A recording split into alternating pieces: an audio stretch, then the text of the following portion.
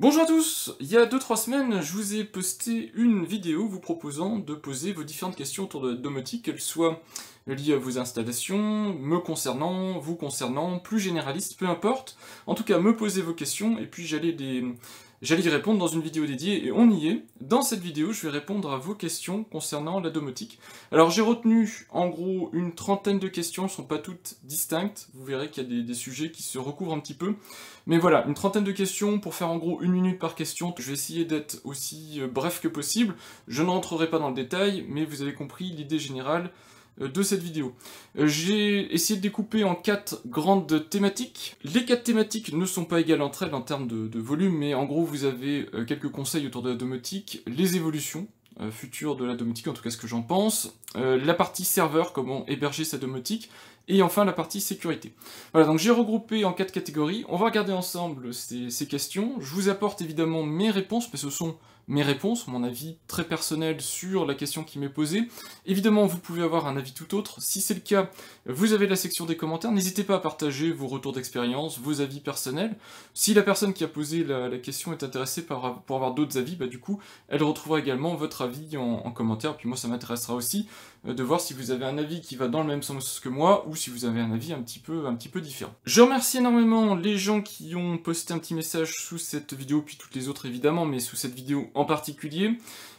Soit c'était des messages d'encouragement, puisque je précisais aussi quelques informations sur l'envers du décor de cette chaîne YouTube, et puis dans le même temps, j'ai vu aussi qu'il y a pas mal de personnes qui posent des questions, qui sont des habitués, alors de plus ou moins longue date. J'ai reconnu des pseudos qui datent d'il y a très longtemps, donc d'un moment où j'avais assez peu d'abonnés en fait. Je ne vous fais pas donc un remerciement individuel à chaque question, vous l'aurez compris, mais en tout cas, vous aurez bien compris que globalement, merci beaucoup pour ces questions et pour ce soutien. Et on attaque tout de suite donc les questions, parce que sinon, la vidéo va durer vraiment trop longtemps. On commence tranquillement la série des questions autour de la thématique conseil avec ou plutôt les questions d'Adrien VSJ. La première étant, as-tu déjà testé Home Assistant et prévois-tu de migrer JDOM vers Home Assistant? J'ai déjà fait par le passé des vidéos sur Home Assistant, en particulier sur des manières très simples de le déployer très rapidement. J'ai effectivement une installation Home Assistant local, donc ici elle est dépouillée parce qu'en fait c'est des installations que je fais au cas par cas. Donc en ce moment par exemple je teste l'intégration IPX800 qui est une intégration HACS, donc Community de Home Assistant, qui n'est pas supporté, l'IPX800 de GCE n'est pas supporté officiellement par Home Assistant, ce qui est un petit peu dommage, parce que ce sont des produits qui sont extrêmement intéressants en domotique, mais comme c'est assez particulier au marché français, je pense qu'il n'y a pas une grosse communauté, donc il y a des intégrations pour l'IPX800 V4 et V5, mais voilà, faut passer par du communautaire, donc c'est ce que je suis en train de tester en ce moment. J'ai quasiment testé individuellement ce que je devais tester sur Home Assistant, tout a l'air de fonctionner comme je le veux, et donc quand j'aurai fait le tour des différents systèmes au cas par cas. Ensuite, j'attaquerai un début, on va dire, de migration, mais ça se fera, ça va prendre un temps fou pour avoir ce que j'ai actuellement, d'intégrer complètement en termes de domotique en JDOM. La deuxième partie de la question étant, est-ce que j'ai déjà domotisé une piscine, et si oui, des conseils? Non, j'ai pas domotisé de piscine. Alors je connais de près ou de loin des piscines qui ont été plus ou moins domotisées, mais je pourrais pas te partager des conseils. Et je ne considère pas, sur un point de vue très personnel, je considère pas la piscine personnelle comme très appropriée en 2023 en termes de consommation d'énergie, de ressources et tout ça. Donc c'est malheureusement pas quelque chose qui m'intéresse, et donc pas malheureusement quelque chose sur lequel je me renseigne. Ensuite, les questions d'Alexandre 9482 qui veut piloter des lumières, et en particulier avec quel type de module lumière piloter des lumières. Il me dit qu'il a cherché pendant pas mal de temps et qu'il a pas trouvé sur internet. Alors c'est très probablement vrai que tu as cherché pendant pas mal de temps, mais il y a énormément de ressources sur internet, même sur ma chaîne, de modules pour piloter des lumières, en particulier que tu veuilles faire du Hue, connecté au secteur, donc c'est-à-dire des interrupteurs domotiques, mais connectés sur secteur ou sur pile. J'ai montré pas mal de choses. Donc je montre vite fait ce que j'ai présenté. Donc quand vous vous rendez sur ma chaîne, et si vous cherchez en particulier, si j'abordais une thématique, vous faites rechercher par exemple interrupteur, ici, vous verrez que j'ai parlé de pas mal d'interrupteurs, en remplacement d'interrupteurs muraux. Donc ici par exemple, la plus récente, c'était les Tap Dial Switch de chez Philips Hue, très bons petits interrupteurs télécommande sans fil, qui peuvent remplacer un interrupteur entre guillemets, dans le sens où il faut, si on veut l'utiliser en tant qu'alternative à un interrupteur, désactiver l'interrupteur, donc laisser le circuit d'éclairage tout le temps sous tension. J'ai aussi présenté les modules d'éclairage qu'on met dans le mur, et vous voyez ici que vous avez quand même des sections des vidéos qui sont extrêmement techniques avec comment on les câble électriquement. Et j'ai montré d'autres modules, vous voyez ici des modules de Philips Hue, j'ai montré aussi des équipements, des interrupteurs Fibaro, donc plus sur du Z-Wave, soit en interrupteur en tant que tel, avec des plaques de finition, etc. Soit j'ai montré également des interrupteurs comme les Fibaro dimmer qu'on vient encastrer dans le mur pour piloter des lumières. Donc tout ça est présenté sur ma chaîne. Alors, au cas par cas, hein, c'est du Z-Wave, pas forcément du Zigbee. Il y a aussi des produits Zigbee amateurs maintenant, mais ils sont encore assez peu nombreux. Zigbee, en tout cas, il y a des produits, on va dire, qui fonctionnent en alternative à ça, qui fonctionnent avec ou sans neutre, etc. Donc avec les mêmes recommandations que ce que j'ai présenté en vidéo. Alors effectivement, c'est très important chez soi de faire en sorte que ce ne soit pas directement des éclairages d'origine, c'est-à-dire des interrupteurs classiques qui viennent piloter de l'éclairage connecté, parce que quand vous coupez matériellement, mécaniquement le circuit électrique, les éclairages en question ne sont plus alimentés, donc ne peuvent plus réagir aux commandes. Alors que ce soit avec des produits comme on voit ici du TapDial Switch de chez Philips Hue, mais ça peut être très bien comme ici, vous voyez c'est un accessoire d'origine, c'est mes télécommandes poussoirs, mes commandes poussoirs d'origine, et pour autant derrière ce sont des produits connectés qui pilotent les éclairages, donc on voit pas la différence. Les personnes continuent à appuyer sur des interrupteurs comme si de rien n'était, mais derrière, il n'y a plus de lien direct, on va dire, entre le bouton et l'éclairage. C'est de la domotique qui, parce qu'on actionne ce bouton, va déclencher l'allumage, l'extinction de tel ou tel éclairage. Ça, de toute façon, je l'ai montré en vidéo, donc je vous renvoie vers la vidéo, comment on fait pour bypasser, on va dire, le circuit d'éclairage et le rendre tout le temps allumé sous tension. Et puis ensuite, c'est des boutons ici Philips Hue qui déclenchent le ou les éclairages, les charges en fait, donc ça peut être un plafonnier, donc une lumière Hue, ça peut être des ampoules Hue, peu importe, mais en tout cas, c'est l'interrupteur derrière qui donne une commande on, une commande off, mais le circuit d'éclairage reste tout le temps sous tension. Et pour ce type de produit, je vais vous montrer au sous-sol, mais c'est le remplacement d'un télérupteur, donc quand on appuie ici, en fait, on envoie par le fil électrique au tableau électrique la commande qu'un bouton est appuyé. La lumière ici s'allume, donc moi ici c'est la lumière de l'entrée. J'ai évidemment plusieurs points, donc je peux aussi éteindre ici, et j'ai un dernier point ici, où je peux aussi piloter. Donc évidemment, je peux rester enfoncé sur le bouton, donc je peux faire varier l'intensité lumineuse, je peux faire des doubles tapes pour mettre l'intensité lumineuse au maximum. Et tout ça c'est piloté au sous-sol, donc je vous montre tout de suite au sous-sol le remplacement de télérupteur. Les modules en question, ils se trouvent ici, si vous vous rappelez, je vous avais présenté les petits boîtiers de chez EFIX dans lesquels on peut mettre justement les modules de chez Fibaro, des petits dimmers 2. Et donc dedans, comme ça, j'ai des dimmers, et d'ailleurs sur celui-ci en particulier, je peux même actionner directement, piloter, comme si j'avais un bouton pour tester en fait le dimmer. Donc c'est extrêmement propre, puisque ça remplace un module télérupteur. Les modules télérupteurs, je les ai encore... je les ai mis en lieu sûr, mais je les ai encore, mais c'est silencieux, c'est configurable, vous pouvez en plus transformer ça en lumière temporisée, donc vous appuyez, puis au bout de 10 minutes par exemple ça s'éteint tout seul. Le côté temporisé, la durée, est configurable en Z-Wave, donc c'est vraiment top. Je vous conseille même, si vous ne faites pas du tout de domotique, ce type de module. C'est un petit peu plus cher évidemment que des télérupteurs, mais c'est autrement plus intéressant. Ça ne fait pas de bruit, ça se pilote, en fait c'est invisible, ça fonctionne comme un télérupteur. Et si vous avez un petit contrôleur Z-Wave, vous pouvez le configurer et donc avoir des fonctionnalités comme du soft start, donc de l'éclairage un peu tamisé au démarrage, soft stop, et puis pareil, temporisé et tout ça. Donc c'est vraiment plutôt sympa, et vous pouvez le mettre par exemple au tableau, mais vous pouvez aussi...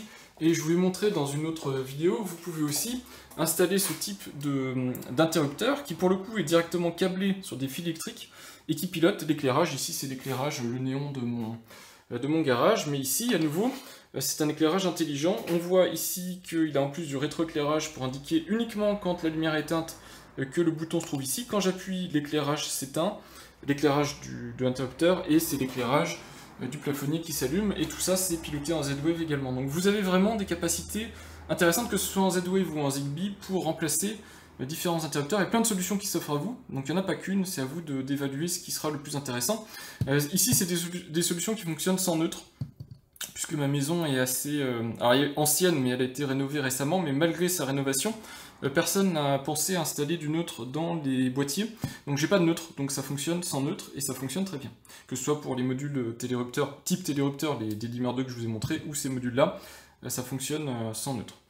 Alors évidemment, vous pouvez aussi mettre du neutre, et ça fonctionne encore mieux avec du neutre. Donc ensuite, à toi d'adapter en fonction de tes circuits d'éclairage. Il faut en fait, quand on attaque ce type de problématique, comprendre comment fonctionne l'électricité de son logement, sinon, si on ne comprend pas, se renseigner parce qu'on ne touche pas à quelque chose qu'on ne comprend pas, surtout quand on parle d'électricité. Il en va de la sécurité, évidemment, des occupants du logement. Mais c'est pas très compliqué d'invalider ou d'annuler des interrupteurs pour laisser des circuits sous tension, il faut juste savoir ce qu'on fait.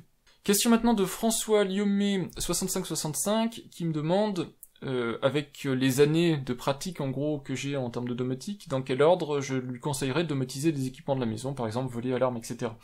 Alors là, je vais éviter l'obstacle quelque part parce que en fait, ce qu'il faut comprendre, et tu le parles ici, c'est faire adhérer les membres de la famille.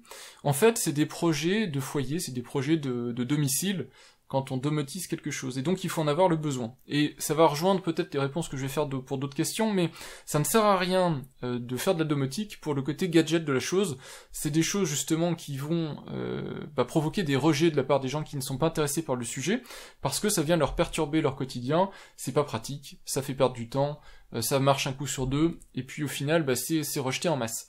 Ce qu'il faut, c'est justement étudier les postes où ça a du sens d'attaquer la domotique. Alors ma domotique a commencé avec ce moteur de porte de garage. J'ai la commande historique qui est ici, qui fonctionne bien toujours, mais qui est en sans fil 433 MHz, et qui a une portée ridicule, et qui a un mode de fonctionnement un petit peu ridicule. Et donc, j'ai domotisé ma porte de garage, qui est une porte de garage à ouverture latérale, donc avec la possibilité d'ouvrir en portillon. Donc j'y ai mis des détecteurs de position ici, ce qui me permet de simuler le fonctionnement portillon et ouverture totale. Et c'est comme ça que j'ai commencé le domotique. Je vous montre vite fait mon installation domotique, mais attention, c'est des portes que j'ouvre quasiment jamais, ça fonctionne H24, je reboote jamais ma domotique, mais c'est aussi un endroit rêvé pour les araignées pour s'installer. Ici vous avez donc mon tableau domotique, tableau électrique, je vais pas revenir dans le détail, il y a des vidéos dédiées là-dessus, onduleur pour la fiabilité de tout ça. Et donc le premier équipement, enfin un des premiers équipements dont j'ai fait l'acquisition, c'est cet IPX 800. Alors c'était un V3 à l'époque, V3i, je suis passé sur un V4. Le V3i je le réutiliserai très prochainement je pense, mais pour le moment j'ai juste besoin du V4 donc j'ai conservé que le V4. Plus on réduit le nombre d'appareils en activité sur son installation, moins on a de boulot en fait pour les faire fonctionner. Donc j'ai commencé par ça, et puis ici surveillance aussi de ma consommation électrique avec l'ancien évidemment compteur qui ne remontait aucune information. Donc voilà, j'ai commencé avec ça la domotique, donc vous voyez, tableau dédié avec vraiment des choses assez pointues on va dire, certainement pas la domotique qu'on voit en général avec les petits produits sans fil sur pile, facile d'accès. Moi j'avais donc un besoin assez précis, et j'ai choisi le produit qui correspondait le mieux pour résoudre ce besoin. Puis j'ai attaqué avec les volets, mais pas les volets en tant que tels, puisque je ne pouvais pas changer les commandes et les moteurs des volets, mais j'ai commencé avec l'automatisation globale des volets, donc ouverture-fermeture globale, et puis j'ai attaqué ensuite avec le reste, c'est-à-dire les lumières, une pseudo-alarme, des choses comme ça. Donc c'est venu naturellement en fonction des besoins que j'avais, et c'est les besoins que j'ai qui toujours pilotent les choix que je fais en termes d'achat de matériel, quel type de matériel, voilà. Donc c'est comme ça qu'il faut attaquer le sujet. Il faut surtout pas se donner des objectifs qui ne sont pas intéressants pour le foyer ou pour la maison, mais toujours attaquer avec des problématiques du moment. Donc si par exemple vous changez de chaudière, par exemple, c'est un bon moment de se poser la question de quel type de thermostat installer, comment intégrer ce thermostat sur une installation domotique, pour faire des bons choix au moment où la dépense a lieu. Et faire quelque chose de cohérent du coup avec l'installation au global. Pour ta deuxième petite question ici, parmi les modules éléments que j'utilise, est-ce qu'il y en a que je déconseillerais maintenant? Je vais faire un tout petit tour chez moi, je vais vous montrer 2-3 produits qui effectivement peuvent m'énerver au quotidien, que je conseillerais moins en tout cas qu'au moment où je les ai conseillés, mais de manière générale, quand je vous présente des produits, c'est toujours des produits que j'installe chez moi et que j'utilise chez moi pendant des années, donc j'ai fait ce choix-là, j'ai réfléchi avant, et donc forcément je sais dans quoi je me lance, et donc en général je regrette assez peu, même si il y a toujours des petites frustrations au quotidien. Et oui, je conseille toujours des marques comme IoTech et Fibaro, alors peut-être un petit peu moins Fibaro qu'IoTech, mais c'est quand même des produits qui sont extrêmement bien conçus. Si je dis un petit peu moins Fibaro qu'IoTech, c'est parce que Fibaro, malheureusement, sur leur gamme Z-Wave, il ne publie pas de manière ouverte les firmware, donc on ne peut pas mettre à jour les produits, même quand ces produits sont ouvertement buggés. Alors ça arrive très très peu souvent, mais si c'est le cas, malheureusement il faut les renvoyer à Fibaro pour qu'ils soient flashés par Fibaro, ou avoir une box Fibaro, donc avec des frais, les frais qui vont avec. AEOTech publie les firmware, dans la majorité en tout cas des produits, surtout sur les très récents, tous les firmware sont publiés, donc on peut mettre à jour ces produits sans souci, et je vous ai montré tout ça en vidéo, mais je continue de vous conseiller évidemment les marques que j'ai pu vous présenter par le passé, puisque c'est des marques que j'ai analysées en fait avant de vous les présenter en vidéo pour être sûr de mon coup. Donc oui, je continue à vous recommander les différentes marques que j'ai pu vous présenter en vidéo. Un produit qui n'a jamais vraiment atterri sur ma chaîne, c'est l'ampoule RGB de chez AEOTech. Alors elle fonctionne très bien, mais en fait elle était relativement chère, je sais plus si c'est 50 ou 70 €, mais c'est très cher pour une ampoule, et elle n'a pas de capacité particulière par rapport à une ampoule Zigbee particulière. Elle est RGB certes, elle est Z-Wave, ce qui m'intéressait beaucoup, puisque comme elle est tout le temps connectée sur le secteur, elle fait répétiteur, donc dans mon sous-sol c'est plutôt pas mal, parce que vous voyez que j'ai quand même pas mal de murs assez épais, donc c'est pratique.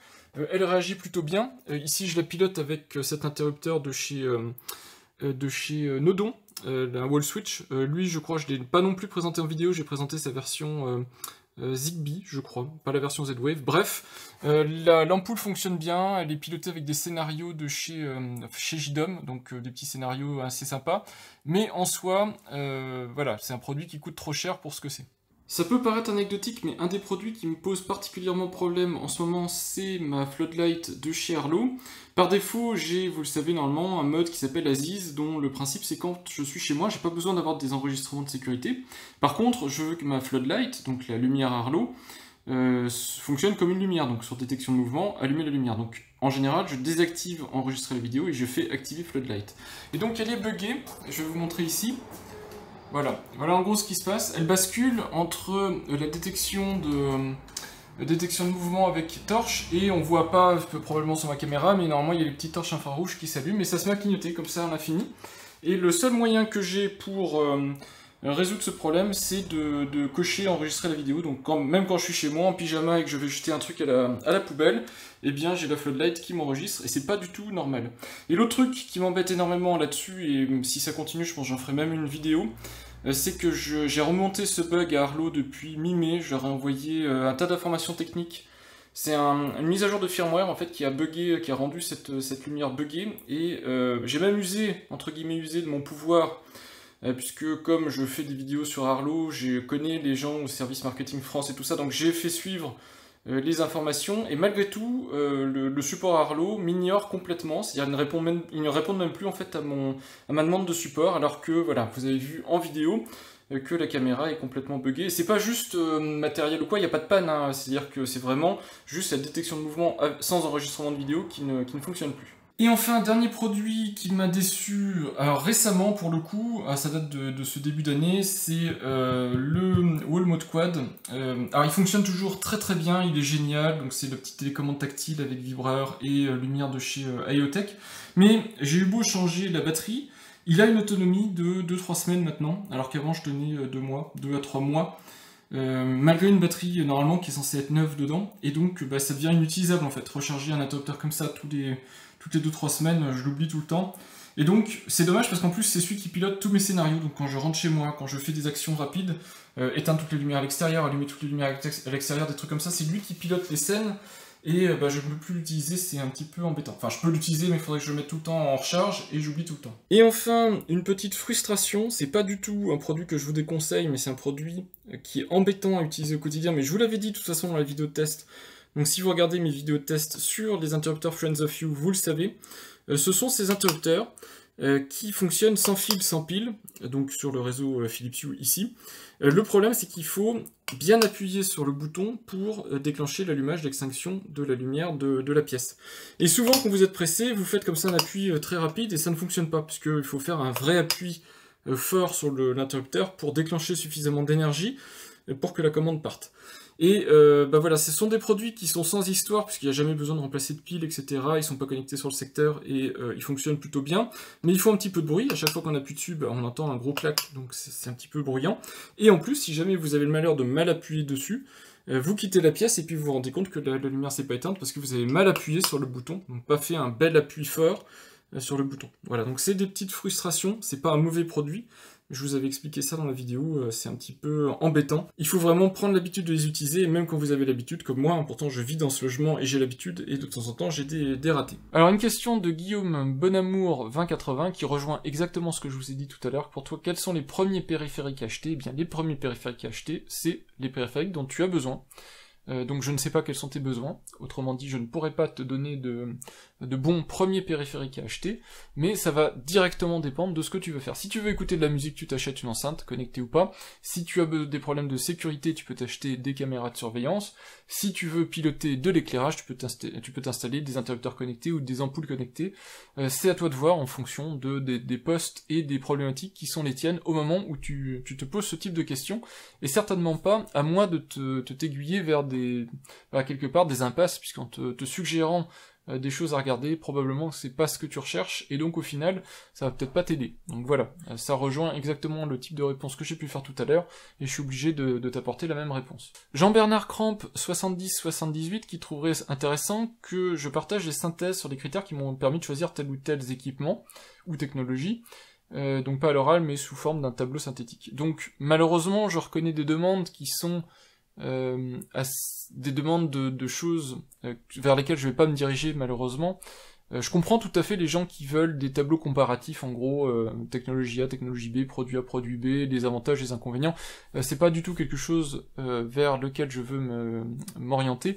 Je veux que mon contenu reste assez quand même agréable à regarder, à utiliser quand on en a besoin, et moi aussi je veux que ce soit agréable à faire, et j'ai pas du tout envie de me lancer dans ce type de choses. Alors par contre je peux te montrer quelque chose qui peut t'aider. Alors ça vaut ce que ça vaut, mais ça peut être quand même assez sympa pour les personnes qui aiment bien, et je sais qu'il y a des personnes qui aiment bien ces vues synthèse, synthétique, choix A, choix B, et puis les avantages, les inconvénients. Tu prends une bonne intelligence artificielle, alors tu peux prendre par exemple Bard, qui je pense te permettra de faire ce genre de truc, et puis tu lui dis « Je souhaiterais connaître les avantages et inconvénients du Zigbee sur le Z-Wave sous forme de tableau comparatif ». Tu le laisses réfléchir quelques instants. Bard, c'est une intelligence artificielle, évidemment il faut faire très attention à ce qui est retourné, puisqu'il peut y avoir des informations assez fausses. Alors c'est pas souvent le cas, mais malgré tout ça arrive quand même régulièrement. Alors certes c'est pas issu directement de mes vidéos, c'est pas issu de mon avis, mais tu as quand même quelque chose qui permet de faire un avis entre deux technologies et deux produits, éventuellement, si le moteur Bard est capable de te faire un comparatif entre deux produits. Sinon non, j'ai pas envie de me lancer dans ce type de création de petits tableaux. La deuxième partie de la question, comment ça se fait que j'ai choisi, que sont les critères? Alors à nouveau, hein, je pense que ça rejoint un espèce de tableau comparatif, les critères qui m'ont fait choisir JDOM. C'est extrêmement simple, il n'y a pas de tableau, il n'y a pas de points négatifs, pas de points positifs. Au moment où je me suis lancé dans JDOM, alors je sais plus, c'était il y a plus de 10 ans, c'est sûr, Home Assistant n'existait pas. Les alternatives c'était par exemple Domotix, et Domotix que j'avais testé n'était pas du tout à la hauteur pour faire ce que je voulais faire, à savoir intégrer un IPX800, faire des logiques assez avancées de pilotage de porte de garage. JDOM était beaucoup plus approprié pour faire des scénarios de manière très facile, avec des petites briques de construction de langage de programmation, et ça m'a plu beaucoup plus. En plus il y avait une communauté à l'époque qui était assez accueillante, moins cassante qu'elle ne l'est actuellement, moins pénible aussi qu'elle ne l'est actuellement. Il y avait des gens qui créaient des choses, qui les suivaient ensuite dans le temps. C'est plus tout à fait le cas maintenant sur certains plugins. En tout cas, dans l'idée, JDOM était vraiment très vivant, et donc du coup, c'était un choix quasiment évident, je dirais, au moment où je me suis lancé. Donc j'ai pas analysé tout ce qui existait sur le marché, toutes les box façon propriétaire, c'était vraiment inimaginable que je me lance dedans, et donc c'était en gros Domotix JDOM, et j'avais choisi JDOM. Christophe 9497 qui me dit que j'ai toujours utilisé JDOM, et est-ce que j'ai migré entre temps sur Home Assistant? Non, parce que si j'avais migré sur Home Assistant, j'en aurais parlé en vidéo. Et donc je n'ai pas pu tester les deux avant de prendre une décision, puisque je le répète, c'était dans la question juste avant, mais je le redis, évidemment, Home Assistant n'existait pas au moment où j'ai fait le choix de partir sur JDOM. Et je pense que quand j'ai vu Home Assistant arriver, je l'ai installé directement sur une petite plateforme, j'ai commencé à jouer avec, et dès les premières versions, c'était déjà extrêmement prometteur, ça me donnait déjà envie de quitter JDOM. Donc l'envie n'a pas disparu en fait depuis le temps. J'ai extrêmement envie de passer sur Home Assistant, mais Home Assistant a aussi ses inconvénients malheureusement. Donc quand on a une plateforme qui tourne 24h/24, qui est extrêmement, ou qui est plutôt on va dire fiable, qui pose pas de problème, et du coup j'y investis quasiment pas de temps, je mets juste à jour quand il faut. Là voilà, je vais repasser des heures, voire des mois à remettre un truc d'aplomb. J'ai pas envie en fait de passer ce temps-là, c'est ça qui me pose problème pour ma migration Home Assistant. Voilà, donc j'ai pas pu tester les deux avant de prendre ma décision, puisque Home Assistant n'existait pas, mais j'avais testé deux plateformes, Domotics et JDOM, avant de prendre ma décision, et j'avais choisi JDOM. Une question maintenant de My Little Trip. Alors, bon, évidemment, les gens m'ont fait beaucoup de retours hein, sur ma vidéo en tant que telle, donc me souhaiter du courage et de garder un petit peu de passion pour créer mon contenu, mais la question est tout en bas, à savoir, qu'est-ce que je conseillerais en termes de protocole, en termes de marque, pour quelqu'un qui veut se lancer et qui est un petit peu perdu, et j'avoue que c'est compliqué. Moi-même, je ne saurais pas quels sont les bons conseils à faire, puisque ça se fait au cas par cas, en fonction de ce qu'on veut faire, en termes de qu'est-ce qu'on veut équiper, si on veut faire du chauffage, si on veut faire de la lumière, si on veut faire etc. Et en fonction aussi de son envie d'implication dans la domotique. Et le travers qu'il va y avoir avec tout ça, parce que je le vois ici, en demandant un truc universel, pilotable par téléphone, etc., c'est de tomber dans le travers de la domotique gadget, c'est-à-dire d'acheter des produits sur des protocoles comme le Zigbee, on va dire, qui sont de bons protocoles domotiques, mais qui peuvent être très vite en difficulté dans certaines situations, dans certains logements. Je pense par exemple en appartement où il y a énormément de réseaux Wi-Fi qui viennent les perturber, etc. Et avoir des réseaux, comme c'est en fait c'est de l'achat one shot, on va dire, acheter une ou deux ampoules, ça permet pas d'avoir un réseau maillé très fiable. Du coup, c'est très vite des produits qui posent problème.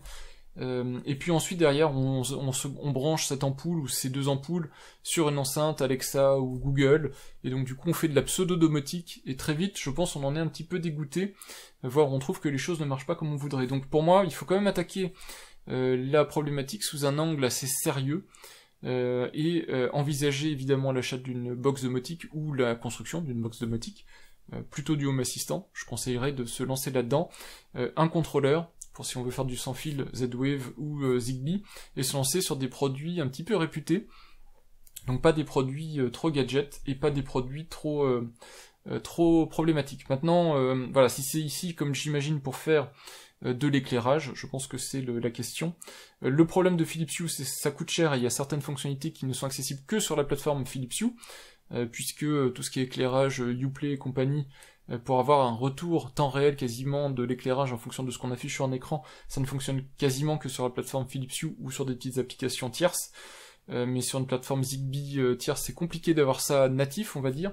Mais par contre pour tout le reste, pour de l'éclairage couleur, intensité et compagnie, peu importe la marque, à partir du moment où l'ampoule fait quelque chose de correct. En tout cas, moi ce que je retiens de la question, c'est pérenne pour les années à venir, et pérenne pour les années à venir, pour moi, c'est de mettre ses billes dans une plateforme domotique comme Home Assistant, de comprendre comment ça fonctionne, d'y connecter des contrôleurs du protocole sans fil qu'on retient, éventuellement d'acheter des produits, alors je sais pas si je conseillerais plutôt des ampoules Ikea, Philips et compagnie, mais en général, ça se tient on va dire en termes de qualité. En général le Hue on a quand même un petit peu mieux, mais en qualité d'éclairage il y a des produits qui font quand même beaucoup mieux que du Philips Hue, c'est un petit peu dommage quand on voit les rapports en termes de qualité-prix.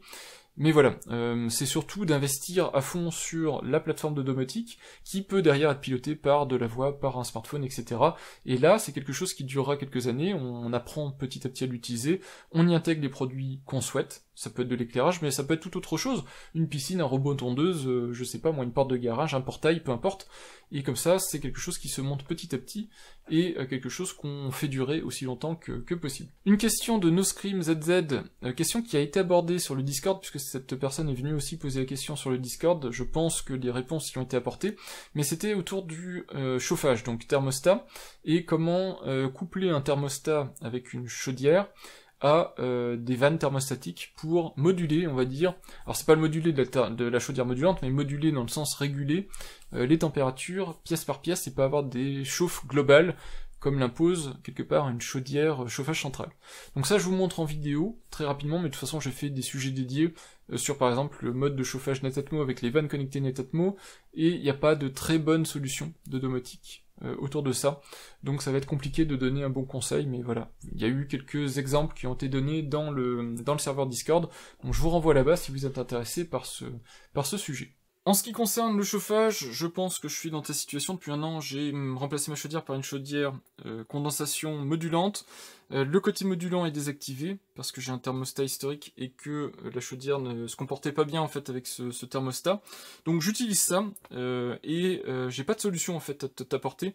Ça va être compliqué si tu veux faire du chauffage correctement avec thermostat plus vanne. Donc le principe général ici, c'est qu'on a un thermostat, il peut être sans fil ou avec un fil. Moi, dans mon cas, c'est avec un fil, il pilote directement la chaudière. Il prend la température de la pièce de vie, on va dire, principale, et il donne les consignes à la chaudière. Ici, c'est du on-off, donc il dit à la chaudière chauffe ou arrête de chauffer, mais sur des chaudières modulantes, on peut aussi aller, évidemment, moduler, c'est son nom, la puissance de la chaudière en fonction de la consigne. Consigne, température extérieure et compagnie. Donc il faut des thermostats qui ont ces capacités-là. Température extérieure plus capacité de piloter ou de dialoguer avec la chaudière, et souvent les chaudières sont soit sur des protocoles propriétaires, donc dans ce cas-là on a un thermostat de la marque et c'est très dommage parce que souvent c'est très peu intégrable, soit on a de l'open term, c'est très bien, mais il y a assez peu de solutions sur le marché. Et donc en plus de ce thermostat, on peut avoir ici un petit robinet thermostatique ou vanne thermostatique, vous l'appelez comme vous voulez, qui va prendre la température de la pièce, qui se couple quelque part avec le thermostat et qui va couper la chauffe de ce radiateur-là quand la pièce est arrivée à température, mais permettre à d'autres pièces du logement de monter plus en température. Donc c'est important d'avoir ce type d'équipement, et c'est là où on voit que si la vanne n'est pas directement associée avec le thermostat, ça va être compliqué à gérer. Alors il y a des possibilités avec des installations domotiques, mais ça va être du bricolage, et moi je ne conseille pas sur des chauffages avec des chaudières qui consomment et qui vont vous faire des factures très lourdes, de jouer avec ce type de choses. Donc pas installer des vannes Akara ou je sais pas quoi avec des thermostats d'une autre marque et d'essayer de jouer avec JDOM ou Home Assistant pour allumer et éteindre les vannes. C'est vraiment un gros risque si jamais vous avez un problème de communication, un bug ou peu importe, d'avoir une vanne qui reste fermée alors que votre chaudière chauffe, et donc du coup un circuit fermé, ou peut-être des risques aussi de panne pour votre chaudière, parce que si vous fermez tous vos circuits, il n'y a plus de circulation d'eau, ça peut être embêtant pour le circulateur, et de la même manière vous pouvez laisser votre chaudière involontairement en route et avoir des grosses factures d'énergie, au moins sur une journée, ce qui peut être très embêtant. Donc je vous conseille pas du tout de jouer avec ce type de choses. Pour moi, il faut partir sur des solutions fiables. Netatmo avec les vannes ça fonctionne bien, mais il faut avoir une petite maison puisque les vannes ont une portée limitée, il n'y a pas de relais. Sinon vous avez KNX, si vous voulez faire du chauffage sérieux, avec thermostat, circulateur et vannes connectées, vous avez KNX. Ça coûte cher, mais ça reste quand même des solutions extrêmement sérieuses et professionnelles pour domotiser votre chauffage. Question de Pixou44 qui me demande mon avis sur les portiers vidéo. Alors ici on parle de portier vidéo, pas de sonnette. Chez moi j'ai pas de possibilité pour l'instant en tout cas d'installer un portier vidéo, donc j'ai pas de portier vidéo. Mais j'ai pas mal d'avis sur le sujet.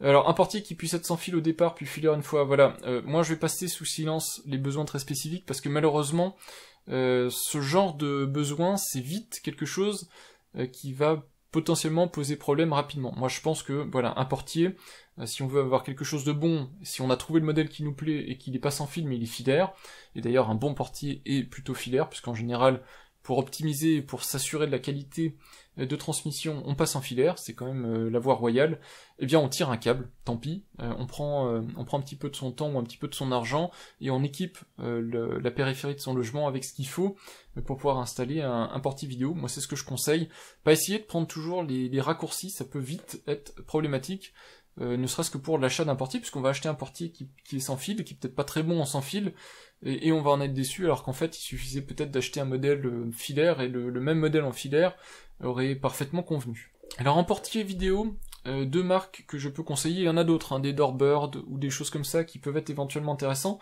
mais je conseillerais pas nécessairement des Somfy, des trucs comme ça, qui sont des produits qui marchent très bien. Il y a des Somfy, des Philips par exemple qui fonctionnent bien. Le souci c'est qu'ils sont assez propriétaires, donc dès qu'on va vouloir les intégrer dans autre chose, ça va vraiment être une galère. Il faut plutôt taper sur du portier vidéo qui est avec des portiers avec des protocoles assez ouverts en termes de protocoles de vidéo, protocoles de communication, donc c'est des fois du SIP, des flux vidéo classiques en tout cas, et des choses qui fonctionnent sans cloud. Il y a deux grandes marques, alors je peux pas donner des produits en tant que tels puisque ça va vraiment dépendre des besoins. Il y a deux grandes marques que je peux conseiller, qui sont des marques d'ailleurs je pense essentiellement chinoises, puisqu'ils font des trucs plutôt sympas dans le domaine. C'est Ashika Vision, très connu pour ses caméras par exemple, et qui fait aussi de très bons portiers domotique, avec donc après ça, à voir en fonction du modèle exact, si c'est purement audio, vidéo, bidirectionnel, avec déclenchement de gâche ou pas, voilà, etc. Mais en tout cas, HK Vision, très bon produit pour les portiers, et la marque Dahua, qui fait aussi de très bons produits, que ce soit en termes de caméra de sécurité, mais aussi évidemment en termes de portier vidéo, des produits assez complets, qui sont complètement autonomes, hein, qui fonctionnent avec portier et écran dans la maison, qui fonctionnent en PoE, mais qui derrière peuvent très facilement s'intégrer avec de la domotique, puisqu'ils supportent des protocoles, on le voit ici, alors je vais zoomer un tout petit peu, mais des protocoles comme le SIP et le RTP, RTSP pour le transfert réseau. Et donc c'est des protocoles qui sont universellement reconnus par les plateformes de domotique, donc c'est des produits qui sont très facilement intégrables en domotique, avec, on voit ici, de l'OnVIF. Donc voilà, des produits que je peux conseiller, puisque ce sont des produits de qualité, on le voit en général aux platines extérieures qui sont plutôt en métal, bien finies, ça fait des choses un petit peu propres, et en plus qui utilisent des normes, on va dire, très facilement interopérables, et donc on sera très loin de l'intégration complexe, on va dire ensuite quand on veut faire de la domotique, de Philips ou de Somfy ou de choses de ce type-là. Alors maintenant, si vous avez des avis sur les portiers vidéo, n'hésitez pas à les partager, comme ça la personne qui m'a posé la question pourra avoir peut-être d'autres avis sur les portiers à retenir. Question maintenant de RVD4193, mystique beaucoup à toi. Alors j'avais lu ton message et ça m'a fait rire, la correction automatique de texte. Donc tu utilises JDOM sur une Freebox et tu me demandes quel serait l'intérêt d'investir dans un hardware spécifique. Là la réponse elle est assez vite trouvée. Pour moi la question est évidente, mais elle n'est pas pour tout le monde. VM de Freebox, si tu changes d'opérateur, tu vas être dans l'embarras. Il n'y a aucun lien, et c'est pour ça que je ne souhaite pas avoir les équipements d'opérateurs chez moi, il n'y a aucun lien entre ton opérateur téléphonique, opérateur internet, et la manière dont tu gères ton logement. Tu as le droit d'avoir chez toi un NAS, tu as le droit d'avoir, je sais pas, une box domotique par exemple, ça n'a pas de lien avec ton opérateur internet.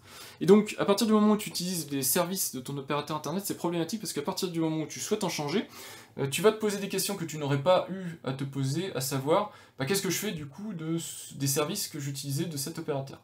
Donc c'est pour ça que pour mon NAS, j'ai un NAS dédié, jamais de la vie j'utiliserai les services de NAS de Freebox ou autre, et c'est pour ça que pour ma domotique, j'ai actuellement une JDOM Atlas, avant j'avais des Raspberry Pi, vous les avez vus tourner, j'ai également des petits Intel NUC, donc ça fonctionne sur de l'équipement spécifique chez moi, et certainement pas donc sur des équipements opérateurs.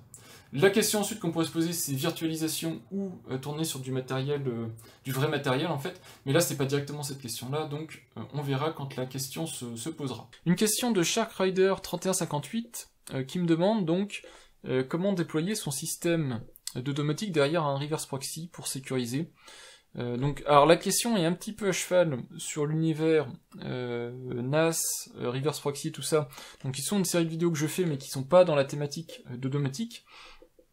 Mais pour répondre rapidement à ta question, DuckDNS, à mon avis, rapidement, il va falloir se comprendre que c'est fait pour de l'expérimentation, peut-être pas pour faire tourner des systèmes en production. Ça coûte pas très cher de s'acheter un nom de domaine, un vrai nom de domaine, et de faire vraiment, de gérer son propre nom de domaine avec ses sous-domaines et tout ça.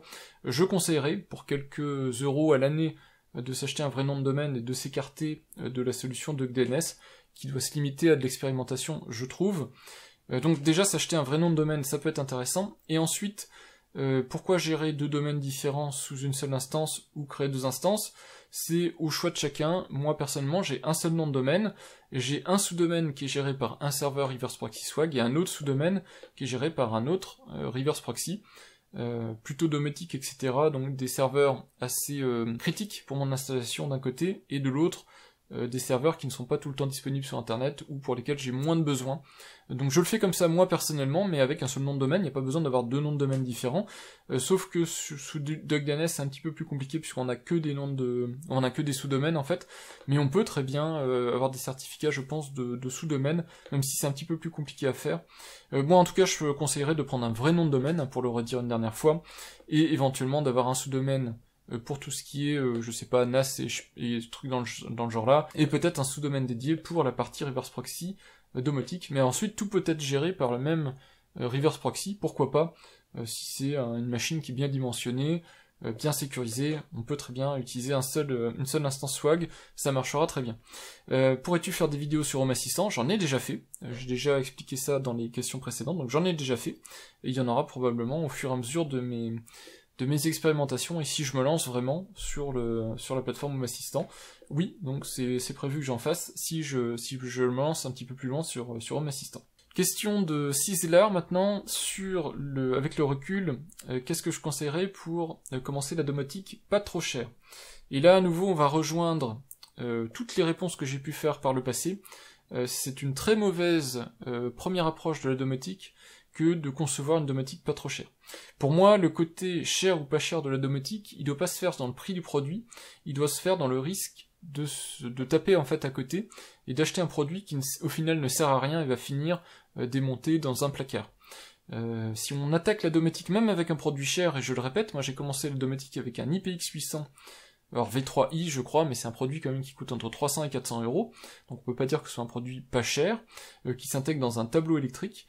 Eh bien, j'ai jamais regretté cet achat-là. C'est des produits, des IPX800 qui sont toujours en activité chez moi, qui fonctionnent très très bien, qui n'ont aucun défaut, aucune panne, qui fonctionnent 24 heures sur 24, jamais un seul souci avec eux, et donc voilà, je peux que conseiller de vraiment réfléchir aux premiers investissements à faire en termes, ou dépenses, peu importe, à faire en termes de domotique, et surtout ne pas essayer de tirer sur la corde et de ne pas dépenser d'argent. C'est pas l'objectif. L'objectif, c'est plutôt de trouver les produits les plus intéressants, les plus durables, les mieux conçus, les plus ouverts pour être réutilisés ensuite.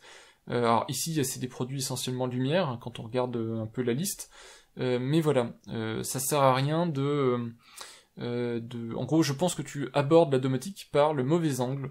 En gros, c'est pour un ami, j'aimerais éviter de lui faire installer une box domotique. Je pense que c'est assez mauvais comme approche, c'est à lui de faire ses décisions quelque part, c'est à lui de se renseigner. Installer chez quelqu'un de la domotique, c'est, je pense, une mauvaise approche. Voilà, c'est à la personne de choisir les produits dont elle a besoin, ou en tout cas d'avoir une liste de produits avec des avantages et des inconvénients et de pouvoir faire un choix éclairé. Et puis surtout, c'est pas forcément des produits pas chers, c'est des produits bien choisis et pertinents pour l'installation qui va avoir lieu. Donc voilà, je peux pas donner de conseils là-dessus parce que c'est pas du tout mon approche de la domotique. J'essaye pas de faire des économies avec la domotique, j'essaye de trouver quelque chose qui est sans histoire, qui fonctionne bien, et que derrière j'ai pas besoin d'y revenir, en fait ça fonctionne, et je laisse tourner, et je n'ai plus à y réfléchir. Je souhaite pas y investir du temps, donc j'essaie de trouver des produits, même si c'est un petit peu plus cher, des produits qui ne me posent pas de problème. Une question de TheAttorney6072 qui me demande que faire une fois que la limite des 50 lumières des systèmes Philips Hue est atteinte. Donc c'est pas vraiment 50 lumières la limite, d'ailleurs je devais faire une vidéo dédiée puis j'ai jamais faite sur cette limite, puisque je l'ai pas atteinte en fait. C'est pas directement les 50 lumières, mais ça va dépendre des accessoires qui sont connectés sur le pont et du nombre de scènes, d'ambiance, etc. qui vont être faites par pièce, zone et compagnie. Donc c'est un tout. En fait, c'est on va dire une quantité de ressources. Et effectivement, à un moment donné, on peut atteindre la limite du pont Philips Hue. Et ben dans ce cas-là, on achète un deuxième pont Philips Hue, et puis tant pis, on travaille avec deux ponts. Si on a choisi l'écosystème Philips Hue, il doit y avoir une raison. Et donc on part avec deux ponts. Alors par contre, il faut équilibrer les deux ponts, puisqu'on va se retrouver avec deux réseaux Zigbee distincts, donc deux maillages distincts. Donc il ne s'agit pas d'avoir 49 lumières sur le premier pont et une lumière sur le deuxième. On fait du 25-25 en gros, enfin quelque chose dans ce genre-là pour équilibrer la lumière. L'autre bonne solution, c'est de quitter l'univers Philips Hue et d'installer alors pas du tout de l'Alexa, mais une vraie installation domotique comme Home Assistant, avec un contrôleur Zigbee et de piloter en fait son éclairage, non plus avec les ponts Philips Hue, mais avec l'installation Home Assistant, et là on n'a plus du tout la limitation en termes de nombre de lumières, et ce serait vraiment le second bon choix à faire. Voilà, donc pas d'autres marques ou de choses comme ça. Moi je conseille soit 2 ou 3 ponts Philips Hue en fonction de la taille de l'installation, ça fonctionne très bien avec plusieurs ponts, il n'y a pas de souci, soit de partir sur l'installation Home Assistant, et ça marchera très bien. Question de Totokulina 9778 qui à mon avis va rejoindre ce que j'ai déjà dit, donc ça va aller très vite. Une question donc sur se lancer en domotique sans investir de grosses sommes d'argent dedans. À nouveau, je pense que c'est pas du tout la bonne approche.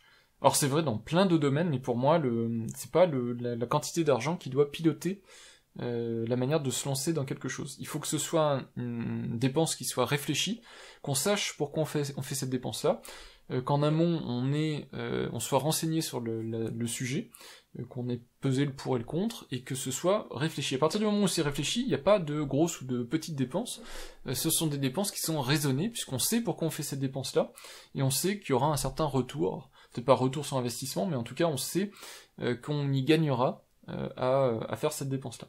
Voilà, donc c'est comme ça que je peux répondre à ce type de questions. Faut vraiment pas réfléchir purement sur l'aspect financier de la chose. C'est pas en achetant une ampoule 3 fois moins chère qu'un concurrent qu'elle est meilleure ou qu'elle est 3 fois moins bonne. Elle peut être tout aussi bien, mais c'est pas parce qu'on a dépensé moins cher que c'est forcément le bon achat. Ça aurait pu être un autre modèle parce que on cherche telle ampoule avec telle quantité de lumière, donc tel nombre de lumens produite, et au final cette ampoule pas chère qu'on a achetée, on a fait une économie, mais quand on va la mettre dans la pièce, elle va éclairer pas assez fort, ou avec une lumière assez blanche, etc. Et donc au final on sera pas content, alors qu'on a économisé de l'argent quelque part en achetant un truc un petit peu moins cher. Donc pas du tout la bonne approche, très bien se renseigner avant. Évidemment tous les gens, moi le premier, on a tous des budgets quand on achète quelque chose, mais vaut mieux éventuellement étaler un petit peu les achats, donc attendre un petit peu avant de se lancer, mettre de l'argent de côté, etc., et acheter vraiment ce dont on a besoin, plutôt qu'acheter par défaut quelque chose qui correspond pas aux besoins, et puis regretter énormément par la suite. Voilà, donc c'est la réponse que je peux faire à toute personne qui veut se lancer, mais dans n'importe quel domaine, c'est de bien comprendre ce dont elle a besoin avant de commencer à faire des dépenses, et les dépenses doivent être proportionnées aux besoins, et pas du tout uniquement considérer l'aspect financier de l'opération. Une question concernant, alors c'est user etc., donc ça je pense que c'est les personnes qui n'ont pas directement de compte YouTube. Quel système de notification utiliser avec possibilité d'action cliquable? Alors ça c'est pas du tout quelque chose que j'utilise, donc je vais pas pouvoir énormément être utile sur ce type de problématique. Si je veux donner un conseil dans le domaine, je sais qu'il y a beaucoup de personnes qui le font avec par exemple des intégrations Telegram, pour avoir toutes des choses interactives, donc du Ask, avec des menus, des questions-réponses en fait, ou des pièces jointes, si par exemple il y a un mouvement envoyé directement de la capture d'écran de la caméra qui a détecté le mouvement, et puis des systèmes de bots. Donc en général ça se fait avec ce type d'intégration, et souvent avec des trucs du genre Telegram. Donc ça se fait plutôt comme ça, et donc c'est vers ça que je t'orienterai, même si moi je l'utilise pas du tout, j'ai pas besoin de ce type d'interaction. Mon intégration domotique est beaucoup plus basique, j'ai des notifications, et derrière j'ai des actions, et les deux sont dissociés. Je rentre pas en mode interaction, on va dire, et donc j'ai pas d'expérience sur le domaine, très peu en tout cas, donc je t'oriente vers ce type de solution. Vincent FT9BT qui me demande à nouveau Home Assistant, est-il mieux d'avoir une machine dédiée ou installer un Docker, etc. Donc là on n'est pas tout à fait dans la même problématique que tout à l'heure, puisqu'ici on ne parle pas d'installer ça sur une Freebox, mais vaut-il mieux l'avoir sur une machine dédiée ou Docker, NAS, etc. Voilà, en virtualisé. Moi je pense, alors Raspberry Pi 3B ça fonctionne très bien, mais il faut pas avoir non plus des grosses demandes. C'est des plateformes, on va dire, standards, pour faire de domotique standard, donc pas des très gros besoins, je pense à de la vidéosurveillance, des trucs comme ça. Mais je conseillerais, quoi qu'il arrive, sur des postes comme de la domotique, de ne pas partir sur du virtualisé. Donc pas d'installation Docker ou de choses de ce type-là. Ça n'a pas spécialement d'intérêt, puisque pour moi, il faut absolument que la plateforme soit disponible 24h sur 24 et avec un haut niveau de disponibilité.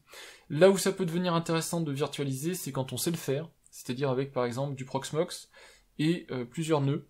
On sait déplacer sa machine d'une installation Proxmox à une autre, donc dans son data center en fait, et qu'on sait aussi déplacer les moyens techniques, donc que ce soit les clés Z-Wave, les contrôleurs, des trucs comme ça, d'une machine à une autre.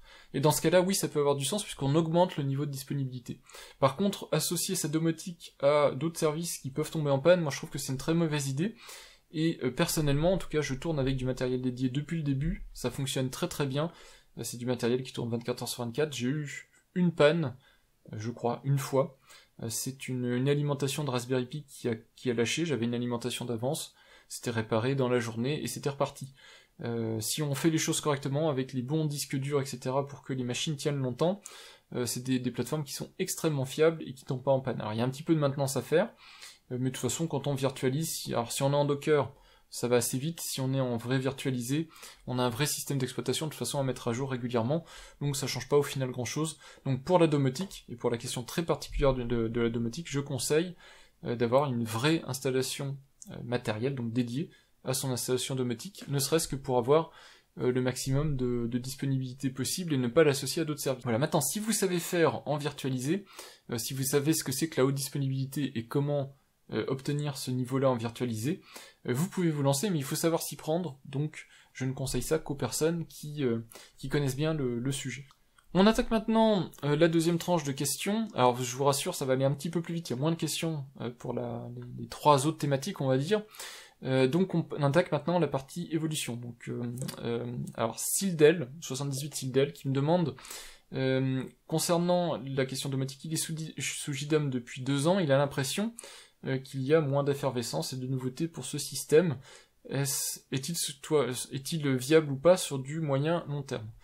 JDOM c'est très compliqué, moi je lui donne pas une grande espérance de vie, on va dire, en tant que plateforme effectivement accueillante en termes de nouveautés. Il y a de moins en moins d'intégrations qui sont suivies, même les intégrations officielles JDOM sont catastrophiques en termes de qualité de suivi. Si je dois en citer quelques-unes, l'application mobile JDOM, elle est portée disparue depuis je sais pas combien de temps. Je crois qu'elle est toujours achetable sur le market de JDOM, mais c'est une aberration tellement elle est horrible. Là dernièrement, je suis tombé sur une panne complète sur tout ce qui est intégration Netatmo. Les plugins Netatmo ont disparu du market. J'ai ouvert le ticket JDOM, ils ont été supprimés suite à ça, mais ils ont toujours pas été remis en activité. Il y a un plugin qui a été remis en activité rapidement, mais qui pour moi n'est pas du tout au niveau fonctionnel des autres, et qui a une nouvelle dépendance cloud avec le cloud JDOM, donc j'en veux pas spécialement. Et puis pareil, plugin Philips Hue, je trouve qu'il est un petit peu moribond. Autrement dit, pour moi c'est vraiment une plateforme qui, je pense, va, au moins sur le grand public, va commencer à devenir de moins en moins intéressante. Il y a quasiment plus personne qui parle de JDOM sur YouTube. Dans les blogs encore un petit peu, mais sur YouTube ça devient compliqué de trouver des gens qui parlent de JDOM, et à juste titre, puisque malheureusement Home Assistant a pris vraiment de l'ampleur, et non seulement c'est une plateforme Home Assistant qui est plus facile à prendre en main maintenant, qui est plus guidée, hein, quand on démarre, etc., qui propose des intégrations. Alors JDOM a toujours des avantages, hein, ça c'est pas le problème, mais malheureusement ça prend tellement de temps d'avoir des petites fonctionnalités dans les nouvelles versions de JDOM, qu'au final, est-ce qu'on est prêt à attendre 1 an pour avoir une nouvelle version de JDOM où il y a 3-4 nouveautés qui se battent en duel, ou est-ce que tous les mois on veut accueillir les nouveautés qui viennent avec Home Assistant, malheureusement avec quelques contreparties qui sont peut-être parfois des petites choses un petit peu moins sympas que sous JDOM. Moi je pense que le choix est vite fait. Donc pour être très clair, effectivement je suis d'accord avec toi. Déjà au niveau communauté c'est assez problématique je trouve, puisque il y a eu des vraies scissions, des vraies cassures dans les différents forums avec des gens très véhéments, je sais pas comment le dire, mais en tout cas des forums assez peu accueillants. C'est un petit peu moins le cas maintenant, mais malheureusement c'est trop tard, le mal est fait, les gens sont déjà partis. Et puis j'y vois vraiment pas de grand avenir, il y a très peu de nouveautés. Alors, il y a des bonnes choses qui sont faites hein, sur les améliorations en termes de, par exemple, Z-Wave, Zigbee et compagnie, revenir à des choses plus intéressantes et plus durables pour l'installation JDOM, mais malgré tout, je pense qu'à long terme, j'y vois pas un grand avenir à JDOM, dans la partie en tout cas grand public. Peut-être que dans la partie, je sais pas, professionnelle, ils continueront à s'intégrer dans des maisons de retraite, des trucs comme ça, mais pour le reste, côté grand public, moi je conseille à personne autour de moi de commencer JDOM maintenant, en 2021, 2022, 2023, et autour de moi il n'y a plus personne qui utilise JDOM, donc je pense que ça en dit long sur le niveau de JDOM, ne serait-ce que sur la scène française, autrement dit dans le monde, c'est même pas la peine d'en parler. Une question similaire de chasseur de DAU 4707, j'aimerais savoir si tu as ici Home Assistant, donc vous l'avez vu, je vous l'ai montré, oui je l'essaye, je continue à l'essayer, tourne en tâche de fond, et j'expérimente dessus, mais c'est pas du tout un système que j'utilise en production, ce serait bien que tu passes sous Home Assistant, je suis parfaitement d'accord, mais à nouveau, Home Assistant c'est pas un Graal, hein. Attention, c'est quand on le met en rapport avec JDOM, il y a des choses qui sont très intéressantes sous Home Assistant, il y a des choses aussi qui sont extrêmement pénibles, des reboots par exemple, ou des obligations sur certaines intégrations de passer encore et toujours par les fichiers de config qui sont archaïques au possible en YAML. Voilà, il y a des choses qui sont vraiment désagréables quand on attaque Home Assistant. Alors que quand on attaque JDOM, il y a des fois c'est beaucoup plus facile en fait, on installe un plugin, il est quasiment clé en main, on clique 2-3 trucs et c'est parti, ça marche. Donc il faut comprendre aussi que si je devais commencer de zéro, je sais pas, une nouvelle maison, un truc comme ça, peut-être oui, j'attaquerais directement Home Assistant, effectivement, j'en serais très content. Là que j'ai une installation parfaitement fonctionnelle, c'est compliqué de passer sous Home Assistant, puisque il faut que j'ai forcément le même niveau fonctionnel pour que ce soit intéressant pour moi. Je vais pas me balader avec 2 applications mobiles où j'ai la moitié côté JDOM, la moitié côté Home Assistant, c'est absolument inintéressant. Donc il faut que j'arrive à faire une bascule, mais pour faire une bascule, il faut que j'investisse beaucoup de temps. Et je pense que vous le saurez, hein, quand je commencerai à vraiment investir du temps sur Home Assistant, vous verrez les vidéos en rapport, puisque je vais tout commencer à basculer dessus. Question de Franck Bravard, qui me demande, suite aux émergences des nouveaux protocoles. Alors concernant les protocoles, effectivement c'est tout à fait vrai, je suis plus Z-Wave que Zigbee. C'est pas que le protocole Zigbee, ou même après Matter, soit mauvais, c'est surtout que malheureusement, ils sont la résultante d'une approche plus grand public de la domotique. C'est forcément les marques en fait qui font de domotique veulent absolument élargir l'assiette des clients possibles, et donc ils en font des produits très grand public. Et le souci c'est que malheureusement, je trouve le Zigbee, Matter et tout ça, c'est des choses qui partent avec des gros déficits, en particulier sur leur bande de fréquence. Je l'ai expliqué dans ma vidéo domotique, mais la bande de fréquence des 2 Go 4, elle est dans certaines situations saturée. Si on est en appartement, etc., imaginez des réseaux déjà Wi-Fi qui sont saturés, vous rajoutez dessus du Zigbee ou du Matter qui sont aussi en bande de 2 Go 4, vous avez beau avoir des très beaux réseaux maillés, vous avez quand même des réseaux qui vont être assez sensibles à toute la pollution, on va dire, ambiante. Donc Z-Wave est beaucoup plus approprié pour faire de la domotique, il passe bien mieux à travers les murs, c'est un protocole que je trouve plus élégant pour faire de la domotique, il est un petit peu plus vieillot sur certains domaines, mais comme il continue à évoluer, il garde un certain attrait, et puis surtout, jusqu'à présent, alors ça va peut-être devenir de moins en moins vrai, mais jusqu'à présent, il y a des produits extrêmement intéressants qui existent en Z-Wave qui n'existent pas en Zigbee. Je pense à certains pilotages de chauffage, des trucs comme ça, des fils pilotes et des trucs de ce type-là, qui sont extrêmement bien conçus en Z-Wave, qui n'ont pas vraiment de pendant en Zigbee, ou pas au même niveau en tout cas. Des produits de sécurité aussi. Donc ça reste pour moi un protocole de prédilection, un protocole très intéressant quand on fait de la domotique sérieusement. Maintenant, Zigbee, Matter, ce sont des protocoles qui sont, on va dire qu'on le voit en poupe, et donc forcément, on va voir apparaître j'imagine tôt ou tard des vraies alternatives, et donc là je pense que ce sera très intéressant de basculer sur du Zigbee, du Matter, mais bon, ils auront toujours ces déficits que j'ai indiqué un petit peu plus tôt. Et pareil pour la question, donc rester sur JDOM ou migrer, voilà, je pense que tu as bien compris, effectivement c'est beaucoup d'investissement, mais quoi qu'il arrive, je ferai des vidéos sur Home Assistant, comme j'en ai déjà fait par le passé, hein, je pense que vous vous rappelez pas nécessairement, mais j'ai fait des vidéos Home Assistant, que ce soit l'installation Home Assistant ou certains produits que j'ai testés avec Home Assistant, parce que j'avais envie de tester des produits aussi avec Home Assistant. Donc si vous reprenez d'anciennes vidéos, vous verrez que j'ai testé déjà des produits domotiques sur du Home Assistant par le passé. Mais évidemment, je le mets moins en avant, puisque c'est pas ma plateforme de production, donc voilà, c'est pas ce que je mets en avant, puisque c'est pas ce que j'utilise le plus. Question de JML Vids, faire un comparatif entre une architecture domotique grand public, on va dire, contre une architecture proposée par les pros. Alors là, je ferai jamais de comparatif de ce type-là à nouveau, faut aller voir sur du Bard ou des trucs comme ça pour avoir un truc fait automatiquement. Mais je comprends très bien ta question, il faut savoir qu'on est à des années-lumière de ce que feraient des pros en termes de domotique, mais ça a aussi des inconvénients. Donc il faut pas voir le côté pro comme un monde fermé, c'est pas forcément le cas. Quand on fait du KNX, par exemple, qui est un vrai protocole de domotique pro, qu'il soit en filaire ou en mode bus, donc, ou en sans fil, ça reste pro, mais c'est accessible au grand public. Si on veut avoir son contrôleur KNX, gérer soi-même son installation domotique KNX, on peut. Et si on veut déployer du KNX chez soi, on peut. Donc le monde professionnel est accessible au grand public, faut évidemment avoir envie de s'y intéresser. Et de l'autre côté, il y a des choses qui sont très intéressantes dans le parti grand public, l'ouverture, l'open source, et choses comme ça, qu'on n'a pas nécessairement effectivement dans le monde pro. Alors c'est des approches qui sont différentes, mais souvent dans le pro on a des budgets qui sont très différents, des gens qui ne veulent absolument rien savoir de comment ça marche, voilà, ils veulent juste avoir des choses un petit peu sympas à utiliser, avec des scénarios, des choses comme ça.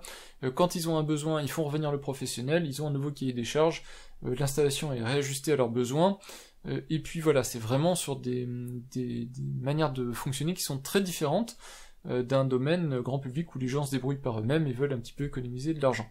Donc, pour moi, il n'y a pas à professionnaliser le grand public. Il y a déjà des choses qui sont extrêmement bien conçues et qui sont accessibles pour le grand public. Donc je pense qu'il n'y a pas forcément de fossé. Les gens qui veulent faire des choses de manière très sérieuse, que ce soit en termes de vidéosurveillance, d'alarme, de gestion de chauffage, lumière et compagnie, peuvent le faire déjà de manière très sérieuse, sans avoir besoin de passer par le monde professionnel. Mais il faut choisir les bons protocoles, il faut choisir les bons produits. Concernant donc Decon, SconBee et Zigbee, je pense que j'en ai déjà parlé, c'est un protocole que pour lequel j'adhère moins que le Z-Wave, et donc j'ai investi beaucoup moins là-dedans que dans le Z-Wave, et d'ailleurs si vous faites du sans-fil, je vous conseille de vous focaliser sur un protocole en particulier, sinon ça devient vite embêtant, puisque ce sont des protocoles maillés, donc plus vous avez des équipements d'une technologie, mieux c'est pour la qualité de votre installation au global. Quid de Matter, eh bien c'est une question qui est ouverte, c'est pas moi qui vais y répondre actuellement, puisque ce sont des protocoles qui actuellement se lancent. Il y a qu'à voir comment ça s'intègre actuellement dans Home Assistant. Alors c'est beaucoup mieux que ça l'était il y a encore 4-5 mois, mais il y a encore des problèmes d'interopérabilité, etc. Et comme je le dis, c'est des choses qui sont très grand public et qui vont poser des nouvelles problématiques. Mais au moins, j'ai un petit peu d'espoir que certains produits qui jusqu'à là étaient inaccessibles en termes de domotique, parce que ils étaient compliqués à intégrer, au moins ils aient une intégration de base Matter, avec éventuellement un Edge router, enfin des choses comme ça, qui permettent de le faire revenir dans son installation domotique en local, sans avoir des pseudo-cloud chinois, voilà, dont personne ne veut, on sait pas où partent les données, au moins des trucs un peu plus intéressants sur ce point-là. Donc ça va être intéressant là-dessus. Malheureusement, ce qui me fait peur, c'est que ce soit des réseaux qui fassent petit à petit disparaître des réseaux très intéressants pour la domotique comme le Z-Wave, et malheureusement, voilà, ce sera au détriment d'autres choses. Donc voilà, c'est à surveiller. Pour moi, pour le moment, c'est pas une urgence de se lancer dans ce type de produit, mais par contre, je pense que dans les mois, les années à venir, c'est quelque chose qui va prendre sa place et qui remplacera le Zigbee de manière assez intéressante. Le magicien 00, est-ce que tu envisages de migrer vers Home Assistant? Visiblement, tu ne l'as pas fait, peux-tu expliquer les raisons?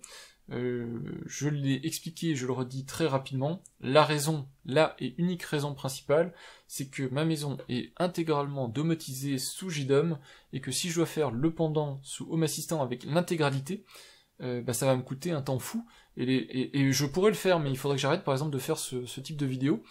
Si j'arrête de faire des vidéos et que le temps que je consacre par exemple à faire des vidéos, je le consacre à rebasculer ma domotique sur Home Assistant, oui là je m'économise un petit peu de temps et je peux envisager de le faire, mais d'une part j'ai ni l'envie particulière d'arrêter de faire des vidéos, ni l'envie particulière de basculer sur Home Assistant puisque j'ai quelque chose qui fonctionne, donc il faut juste se mettre dans cet état d'esprit où vous avez déjà quelque chose parfaitement fonctionnel, alors qui vous satisfait pas à 100%, mais qui fonctionne, et donc c'est compliqué de se justifier, d'investir encore à nouveau du temps, pour basculer sur autre chose qui fera au final à peu près la même chose. Une petite question alors UserFS à nouveau, donc désolé, je pense que ce sont des personnes qui n'ont pas nécessairement mis à jour leur pseudo YouTube, ou qui n'ont pas de pseudo YouTube, donc c'est compliqué pour moi de vous donner un vrai nom. En tout cas, donc tu tournes sur JDOM depuis 2015-2016, donc pas un vieux de la vieille, mais quand même quelqu'un qui a quand même, on va dire, un certain passif avec la domotique. Oui, j'ai migré alors c'est pas une Gen 5 Plus vers Gen 7, j'ai migré d'une Gen 5 classique vers la Gen 7, avec un rebond sur la 5 Plus. Très très bon retour sur la migration. La clé Gen 7 en elle-même, elle est, on va dire, correcte sans plus. La clé EOTech, ils ont vraiment baissé d'une gamme par rapport à la Gen 5 Plus. Je dirais aux personnes, si vous n'avez pas besoin de série 700, si vous n'avez pas besoin de série 800, vous pouvez très bien vous arrêter à la migration en 5 Plus et faire du Z-Wave JS. Ça marchera très très bien. La Gen 7, elle a quelques petits soucis, et ça se voit en particulier sur les forums Home Assistant, et de la partie bug tracking de Z-Wave JS. Il y a quelques petites choses qu'elle fait mal, quelques produits qu'elle intègre mal, et quelques petits soucis qu'elle a avec certains produits, surtout des produits assez anciens, du Fibaro, des choses comme ça, qui peuvent éventuellement poser problème régulièrement. Donc moi je suis très content de la migration au global, c'est-à-dire j'ai maintenant du série 700, j'ai des produits qui sont reconnus série 700, donc Gen 7, ça marche très bien, et Z-Wave JS est ultra stable, et j'ai pu le faire enfin ça va ensemble, hein. Passer à la Gen 7, ça m'imposait de passer à ZWave.js. J'en suis très content, mon réseau ZWave est ultra fiable et beaucoup plus qu'il n'était par le passé, mais il y a toujours des petits couacs de temps en temps. Très rarement, mais malheureusement, ça arrive. Question de Xelaum, assez ouverte sur comment je vois l'évolution de la domotique dans ces prochaines années. Quels principaux changements il faut s'attendre. Ça va rejoindre ce que j'ai dit par le passé. C'est pas forcément, je trouve, une bonne nouvelle dans son ensemble, même si c'est intéressant pour beaucoup de personnes. C'est l'ouverture au grand public. C'est-à-dire que moi, ce que je vois dans la domotique et ce que j'observe, c'est que on est parti d'une domotique élitiste, on va dire, avec des produits extrêmement bien conçus, mais peut-être un petit peu compliqués à prendre en main, à déployer, sur une domotique beaucoup plus accessible.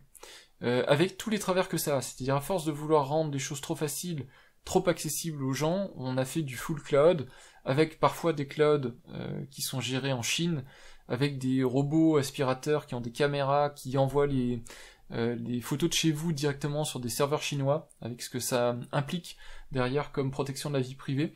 Donc moi c'est pas quelque chose que je vois d'un bon œil, l'évolution de la domotique. Parce que en voulant trop rapidement adresser le marché du grand public qui est forcément des gens qui sont assez peu au fait de ce type de problématique. Qu'est-ce que ça veut dire de déployer correctement chez soi de la domotique? C'est des gens qui veulent des solutions faciles, donc c'est des solutions sans fil, sur batterie, rapides à mettre en place, et donc forcément, quelque part on nivelle par le bas les exigences qu'on peut avoir par des produits qui sont au final pas extrêmement intéressants, ou en tout cas qui posent beaucoup de problèmes. Malgré tout, il y a quand même des produits très intéressants qui sortent, même encore maintenant, hein, ne serait-ce que des détecteurs de mouvement à ondes millimétriques, des choses comme ça, tous les produits un petit peu récents, modernes et intéressants qui sortent. Donc il y a quand même de très belles évolutions qui sont maintenant accessibles pour le grand public.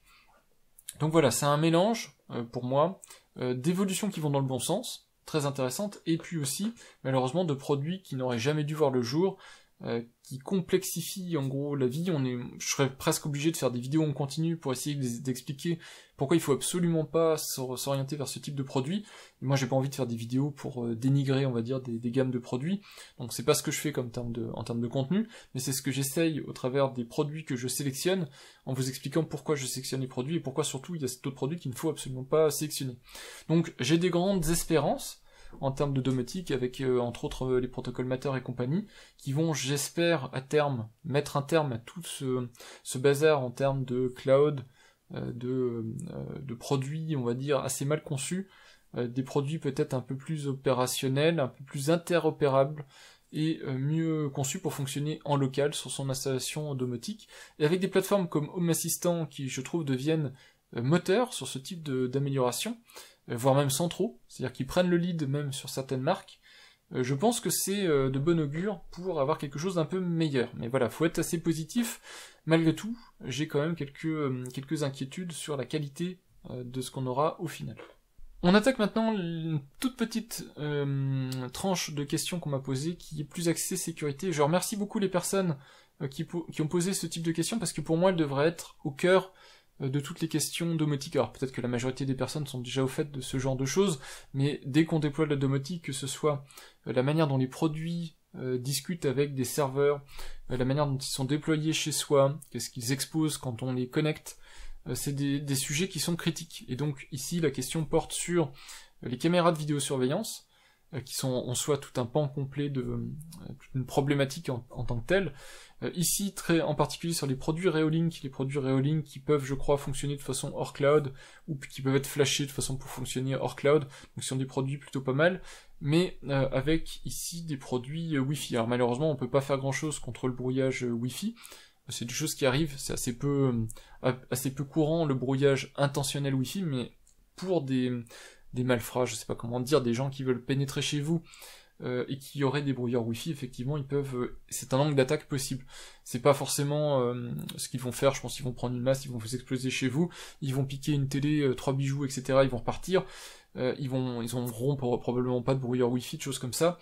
Mais bon, c'est vrai que c'est une chose à garder à l'esprit. Pour moi, il n'y a pas vraiment de bonne solution à part une seule. Et c'est ce que je dis depuis le début. Prenez ma toute première vidéo sur la domotique et les bons conseils domotiques.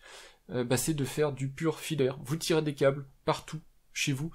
Tant pis si c'est apparent, tant pis si c'est pas beau. mais avec du câble, vous vous prémunissez de beaucoup d'attaques.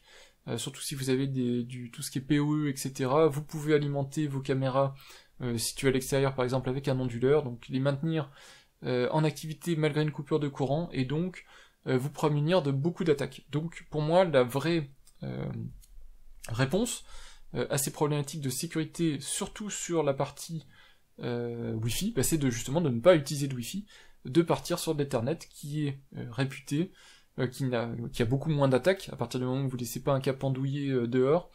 Pensez au portier vidéo par exemple. Un portier vidéo, vous pouvez le démonter et vous pouvez vous connecter dessus pour attaquer le réseau IP de votre logement. Donc là c'est pareil, il faut y réfléchir. C'est pas parce que vous êtes sur du filaire que vous êtes sans risque, mais en tout cas vous réduisez énormément le type d'attaque auquel vous pouvez faire face. Question de Ptolémée 7334, alors c'est LT Ptolémée 6734. Peut-on avoir deux réseaux Zigbee, comment ils vont cohabiter, est-ce que c'est un problème, etc. Alors oui, on peut avoir plusieurs réseaux Zigbee, et c'est le cas en particulier quand on a un pont Philips Hue, il crée un réseau Zigbee, ce réseau ne pourra jamais être partagé avec un autre produit Zigbee, donc on aura deux réseaux Zigbee. C'est pas une bonne chose d'avoir plusieurs réseaux Zigbee, puisque je l'ai expliqué dans ma vidéo dédiée sur la gestion de réseaux, en particulier réseau maillé, donc réseau Zigbee, réseau Z-Wave. La qualité d'un réseau Zigbee se fait par la densité du maillage, donc si on a plusieurs réseaux Zigbee qui cohabitent, on a un réseau moins maillé, et donc on a un réseau de moins bonne qualité. Donc oui, ils vont cohabiter ensemble, mais ils vont pas s'allier entre eux, on va dire, ils vont même se tirer dans les pattes. Donc il vaut mieux avoir un seul réseau Zigbee que plusieurs réseaux Zigbee. Et enfin, question de Magic Wood sur les caméras de sécurité. Donc à nouveau, concernant sécurité, des bons choix de caméras rapport qualité-prix. J'avais en tête caméra Aqara, donc t'oublies. C'est pas du tout des bonnes caméras qualité-prix. Bon, c'est pas mauvais, mais c'est vraiment pas bon. Reolink, c'est plutôt pas mal. Sinon, Dahua, Ashika Vision, ce genre de marques, ce sont des bons produits en termes de caméra intérieure, extérieure. Je voudrais juste rebondir sur, ici je suis en train de regarder pour installer des caméras en intérieur.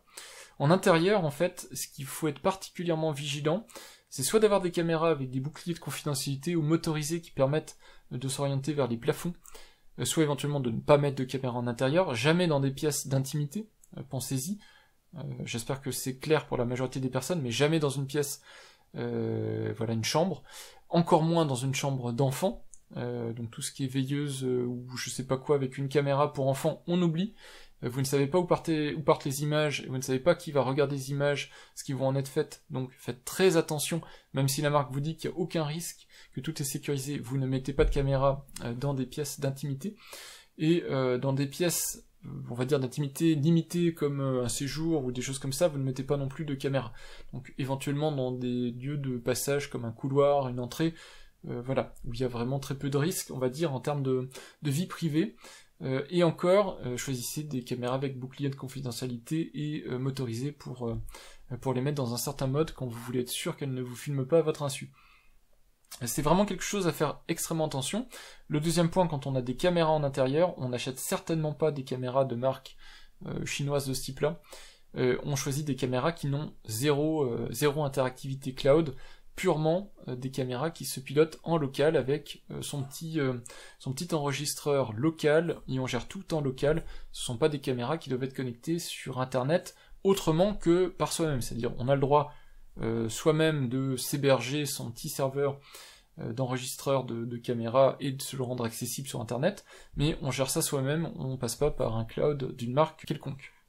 La dernière catégorie, je savais pas trop où mettre ces questions-là. Quel config mini PC pour un Proxmox achat Frigate? Alors en soi c'est un sujet à part entière et je peux pas y passer une demi-heure pour construire la plateforme qui va bien, surtout avec le peu d'informations. Faut comprendre que cette question ne veut pas dire grand-chose, puisqu'en fait ici on peut attaquer directement de la supervision vidéo, des choses comme ça qui peuvent coûter très cher sur une plateforme. Détection de mouvement, détection de personnes, donc ça peut aller d'une petite plateforme à une très grosse plateforme. Par contre, sur un mini PC, un Intel NUC classique, donc de l'i5, i7, alors plutôt le l'i5 c'est un petit peu moins cher, ça chauffe un petit peu moins, 16 Go de RAM, 16 Go de RAM, ça fait très bien l'affaire avec un petit SSD, normalement c'est nickel. Donc voilà, c'est ce que je peux conseiller. Maintenant, les plateformes Intel NUC sont en fin de vie. C'est, je crois, Asus qui prend le relais sur les NUC, on va dire, plus ou moins officiels. Il y a plein de petits produits type NUC qui existent sur le marché. Des plateformes à 300-400 € feront l'affaire pour ce type d'utilisation. Il faut juste faire attention aux besoins qu'on en a derrière. Si c'est des besoins lourds en termes de calcul, il faut monter plus haut en termes de fréquence processeur, donc i5, i7 ou plus, ou du Ryzen 5, Ryzen 7, et puis monter un petit peu plus en termes de mémoire pour lui laisser un petit peu d'espace pour fonctionner. Je peux pas donner une config exacte pour ce type de questions. Et enfin, autre question serveur, donc Nico Raptor KO qui me demande, donc il a un serveur déjà bien dimensionné et je pense au-delà de ce que sont capables de faire la majorité des gens en termes de serveur, c'est une grosse machine on va dire pour faire un serveur. Alors ça ressemble plus en fait à une machine de tous les jours qu'à un serveur, hein, quand on dit serveur. Donc on voit du Windows 10 et tout ça, moi je pense qu'on n'appelle pas ça un serveur. Un serveur, ça tourne avec un OS serveur dédié, et ça a des activités de serveur dédié. Donc probablement tu l'utilises comme un serveur, mais si tu l'utilises sur Windows 10, tu n'es pas sur une plateforme serveur, puisque tu n'es pas sur des OS vraiment dédiés serveur. Mais enfin bon, bref, peut-être c'est du détail pour certaines personnes, mais moi je considère que c'est important, puisque c'est quand même ce qui fait on va dire la fiabilité de ce que tu héberges dessus. Donc serait-il intéressant de passer à un OS dédié ? Oui, certainement pas rester, comme je viens d'expliquer, sur du Windows 10. Windows 10, c'est on va dire un OS desktop pour faire du casual, donc faire de la bureautique, du gaming, des choses comme ça. Certainement pas pour être utilisé en tant que serveur, c'est pas du tout fait pour, et en particulier des serveurs comme des OS Debian, ou d'autres, hein. Il y a d'autres bases Linux que du Debian, mais en tout cas, ce sont des plateformes beaucoup plus adaptées pour faire des machines extrêmement fiables à tourner 24h/24. Donc oui, ce serait beaucoup plus intéressant. Maintenant, vu le type d'activité que tu as, je pense aussi que c'est extrêmement dangereux d'avoir des serveurs à tout faire. Moi, c'est pas du tout l'approche que j'en aurais. Il vaut mieux des machines un petit peu plus petites dans DB ou peu importe, mais plusieurs machines, avec la possibilité éventuellement de basculer des services sur une machine ou l'autre, que de se créer des très grosses machines qui vont poser problème quand elles vont tomber en panne, et ça va arriver, hein. Faut garder ça à l'esprit, tôt ou tard, il y aura une pièce qui va tomber en panne. Quand il y a quelque chose qui tombe en panne, on perd tout. Et quand on perd tout, et qu'on perd en particulier ces domatiques, c'est particulièrement pénible. En plein hiver, imaginez perdre la gestion chauffage, gestion avancée de lumière, des choses comme ça, c'est particulièrement pénible. Donc je pense qu'il faut pas concevoir ces serveurs comme ça. Plus de machines, plus de petites machines avec vraiment conçues pour être des serveurs. Je pense que ce serait plus adapté. Voilà, j'ai fait au mieux pour répondre à toutes vos questions. Alors évidemment, j'ai peut-être été bref ou rapide sur certains points, mais vous avez compris que j'essaie de rester dans un format raisonnable en termes de durée. J'ai joué le jeu, en tout cas, je pense que j'ai collecté toutes les questions qui m'ont été posées. Je vous ai apporté une réponse qui est, je pense, la réponse appropriée, en tout cas moi, celle que je juge appropriée, mais vous avez tout à fait le droit de ne pas être d'accord avec moi. Donc je vous le redis, hein, si vous n'êtes pas d'accord, ou si vous avez éventuellement un complément d'information à apporter, vous pouvez le mettre en commentaire. Moi je ne modère rien à partir du moment où les gens sont respectueux, les commentaires sont visibles sur ma chaîne. Il faut vraiment, vraiment, vraiment abuser pour que je rende quelque chose non visible. Donc voilà, j'espère que cette petite vidéo vous aura intéressé, puis je vous dis à très bientôt pour d'autres vidéos, soit sur la domotique, j'ai des petites idées de vidéos domotique, soit sur d'autres thématiques.